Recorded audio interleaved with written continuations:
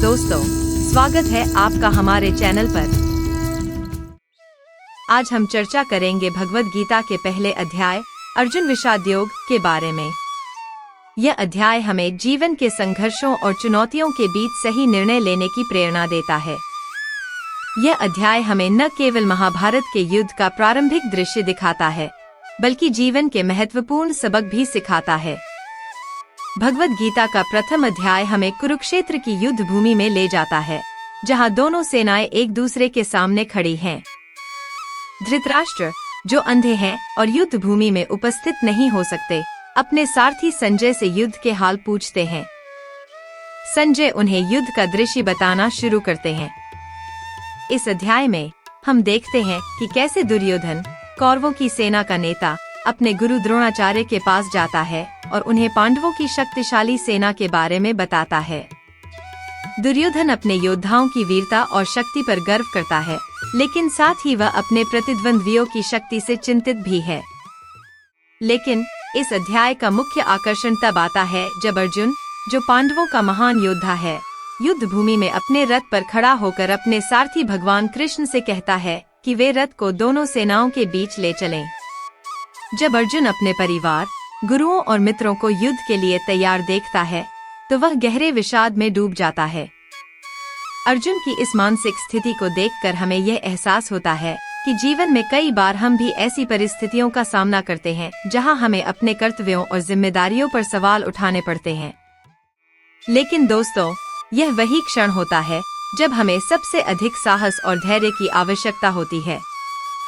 अर्जुन का विषाद हमें यह सिखाता है कि कठिनाइयों का सामना करने के लिए हमें अपने अंदर की ताकत को पहचानना और सही मार्गदर्शन प्राप्त करना आवश्यक है। जब अर्जुन अपने संदेहों और भय के कारण अपने हथियारों को त्याग देता है, तो भगवान कृष्ण उसे ज्ञान का मार्ग दिखाते हैं। वे अर्जुन को यह समझाते हैं कि सच्चा योद्धा वही है जो अपने कर्तव्य का पालन करता है, चाहे परिस्थितियां कैसी भी हों। यह हमें यह सिखाता है कि जीवन में जब भी हम कठिन परिस्थितियों का सामना करते हैं, तो हमें अपने अंदर की शक्ति और आत्मविश्वास को बनाए रखना चाहिए।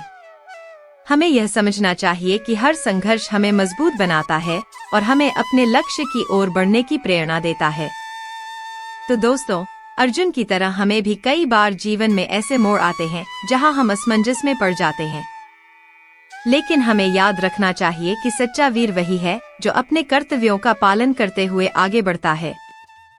भगवान कृष्ण की तरह हमें भी अपने जीवन में सही मार्गदर्शन प्राप्त करना चाहिए और अपने अंदर की ताकत को पहचानना चाहिए। अंत में यही कहना है कि भगवद गीता का पहला अध्याय हमें जीवन के महत्वपूर्ण सबक सिखाता है।